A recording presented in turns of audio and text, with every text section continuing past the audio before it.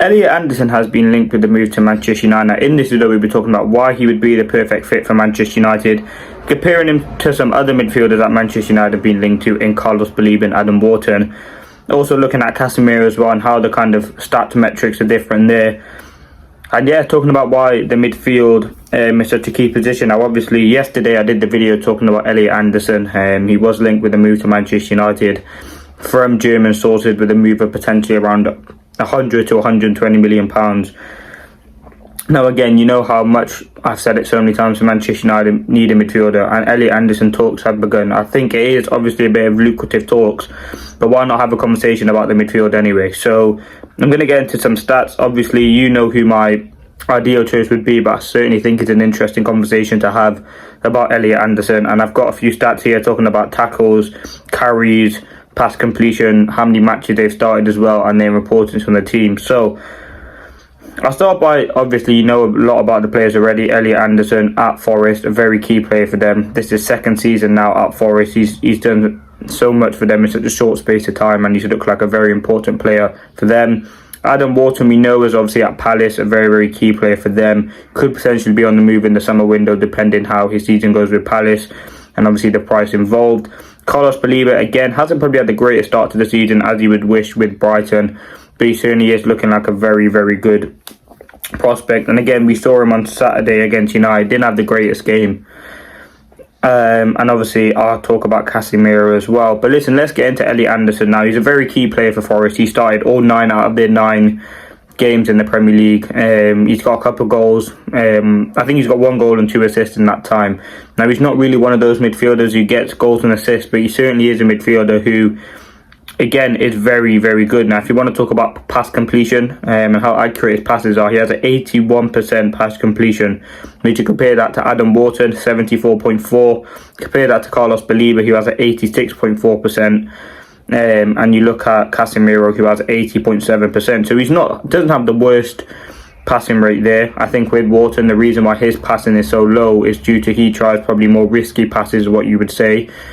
But yeah, I think he got decent pass completion rate. If you look at the progressive carries per 90, it's something that United need. I think we need someone in midfield who can progress the ball at a good rate as well. He has 6.03 per 90, Elliot Anderson. Wharton on a 5.57. Baleba on a 3.2. So these progressive passes, 3.26. And Casemiro on 5.53. So this is the progressive passes. Obviously, Elliot Anderson's the best at that, and I think that certainly isn't a good metric to look at, because you look at players like Casemiro, Ugarte, they don't really play those progressive passes, those probing passes. It more comes from the deeper line players at United. For example, I know Yoro's quite good at it. I know Martinez, when he would be back in the team, he's very good at doing that as well, making those progressive passes. Whereas United don't really have that in midfield, and I think that's something that you need. You look at all the top teams, Declan Rice is very good at doing it.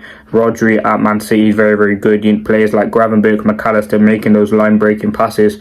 I think you need someone like that, and I think having someone like Elliot Anderson, that is probably his best stat, to be fair.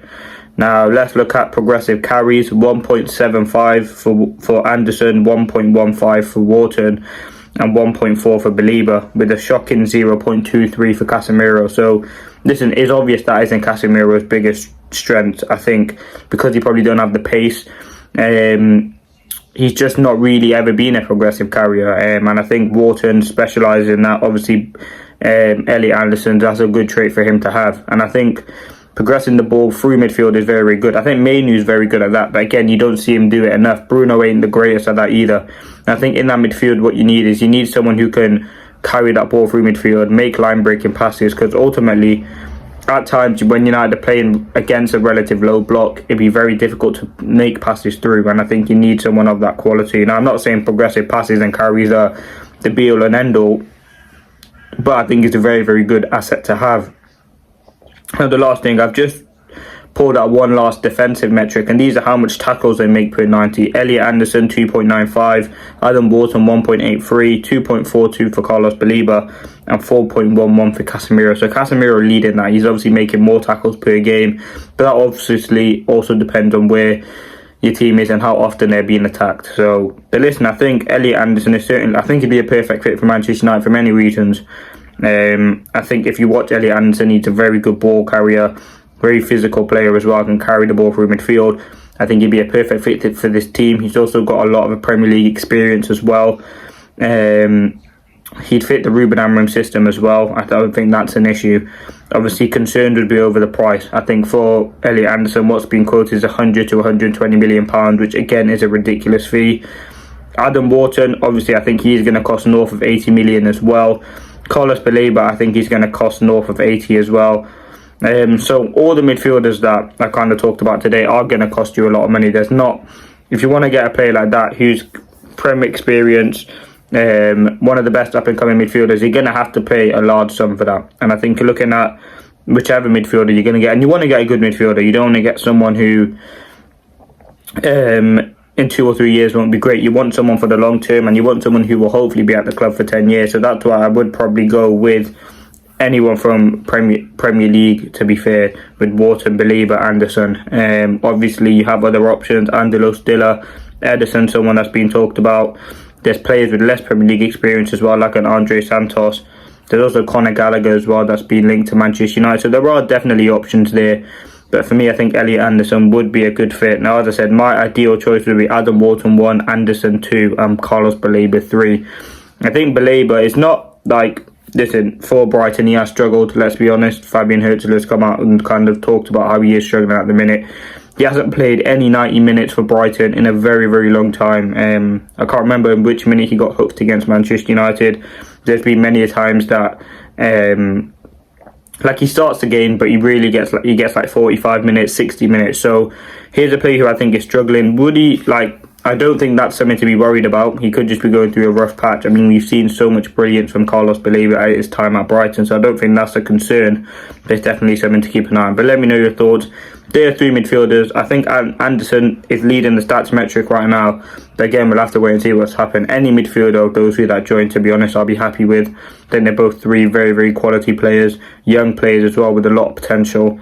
And yes, the price will be a lot of money, but you're hoping with the money that you pay, they are at the club for a very, very long time, and they do kind of, because I think Anderson's 21, I think they're all 21, I believe, so they've still got a lot of years ahead of them, and they all look very, very good and class for their age. But let me know your thoughts. Who would you bring in to Manchester United? Would you go for Nottingham Forest, Elliot Anderson, Crystal Palace's Adam Wharton, or Brighton's Carlos Baleba? Or would you go for someone else? As I said, there's other options out there. There could be, I know there's quite a few good options in the French league, as well, or is there any other experienced players you'd want to go for? But let me know your thoughts in the comment section below.